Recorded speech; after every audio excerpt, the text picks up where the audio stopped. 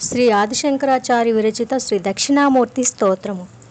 విశ్వం దర్పణ దృశ్యమాన నగరీ తుల్యం నిజాంతర్గతం పశ్యన్నాత్మని మాయయా బహిరివోద్భూతం యథా నిద్రయా యస్సాక్షాత్ కురుతే ప్రబోధ సమయే స్వాత్మానమేవాద్వయం తస్మై శ్రీ గురుమూర్తయే నమ ఇదం శ్రీ దక్షిణామూర్తయే.